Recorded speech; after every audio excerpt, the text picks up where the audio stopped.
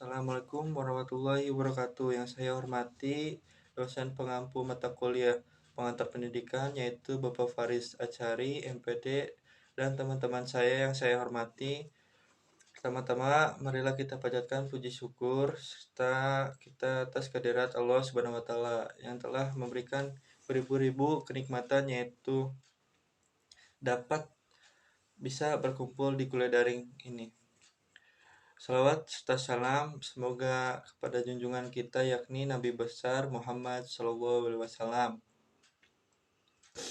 serta para keluarganya, sahabatnya, serta kita selaku umatnya, ajarannya hingga akhir zaman. Saya di sini sebagai moderator dari kelompok 6 yaitu ingin membacakan susunan acaranya.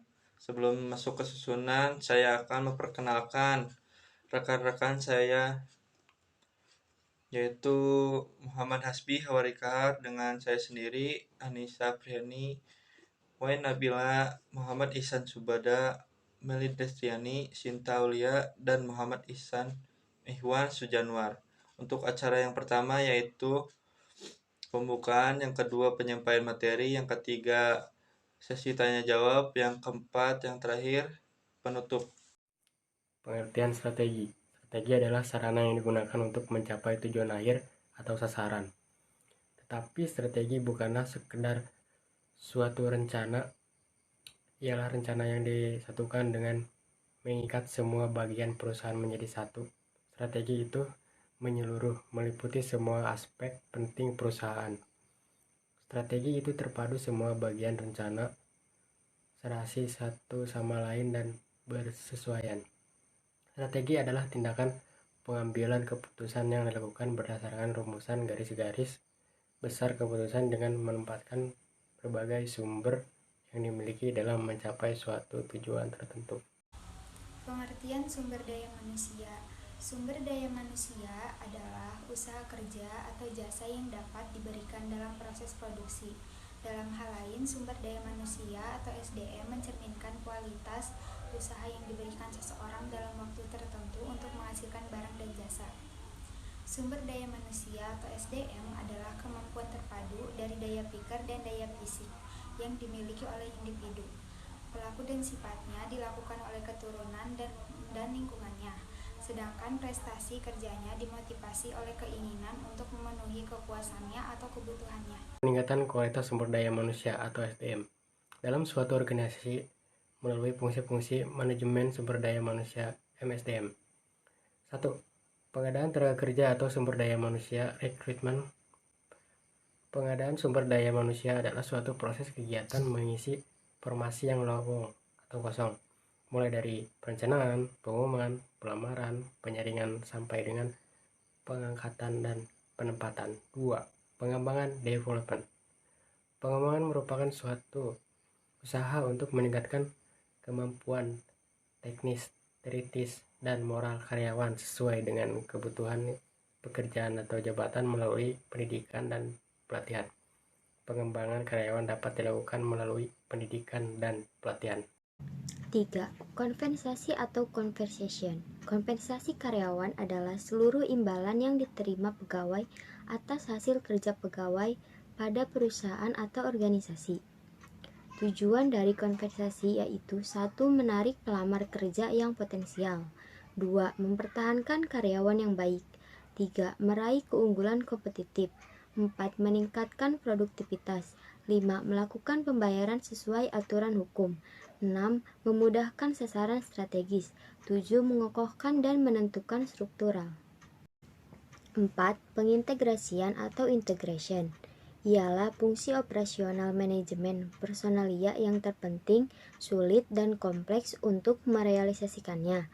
5. Pemeliharaan atau maintenance. Pemeliharaan adalah suatu kegiatan yang dilakukan perusahaan untuk menjaga karyawannya dan mempertahankan kondisi fisik dan jiwa tenaga kerjanya dalam melakukan pekerjaannya.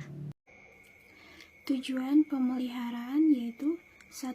Untuk meningkatkan produktivitas kerja karyawan. 2. Meningkatkan disiplin dan menurunkan absensi karyawan. 3. Meningkatkan loyalitas dan menurunkan turnover karyawan.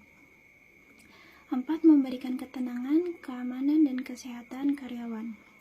5. Meningkatkan kesejahteraan karyawan dan keluarganya. 6. Memperbaiki kondisi fisik, mental, dan sikap karyawan. 7. Mengurangi konflik serta menciptakan suasana yang harmonis. Dan 8. Mengefektifkan pengadaan karyawan. 6. Pemutusan hubungan tenaga kerja, separation. Pemutusan hubungan kerja atau PHK adalah hal yang paling ditakuti oleh pekerja, akan tetapi sangat lazim dan sering ditemui di Indonesia. Di sini ada hambatan-hambatan yang menjadi kendala dalam meningkatkan kualitas sumber daya manusia. Hambatan yang pertama yaitu tujuannya tidak jelas, kedua nilai-nilai tidak jelas, ketiga filosofi manajemen yang tidak layak, yang keempat kurangnya perencanaan dan pengembangan manajemen, kelima struktur organisasi yang membingungkan, keenam kontrol yang tidak memadai, ketujuh rekrutmen dan seleksi yang tidak tepat, kedelapan imbalan yang tidak adil, dan yang kesembilan training yang kurang, kesepuluh stagnasi personal, ke-11 komunikasi yang tidak berjalan dengan lancar, ke-12 tim kerja yang tidak berjalan baik, ke-13 motivasi yang rendah, dan yang terakhir ke-14 kreativitas yang rendah. Kesimpulannya bahwa untuk mendapatkan sumber daya manusia yang berkualitas serta meningkatkan sumber daya manusia pada suatu organisasi dapat dilakukan melalui fungsi-fungsi manajemen sumber daya manusia yang terdiri dari dua, yaitu fungsi manajerial dan fungsi operasional. Hambatan utama yang dihadapi organisasi adalah rendahnya motivasi kerja karyawan.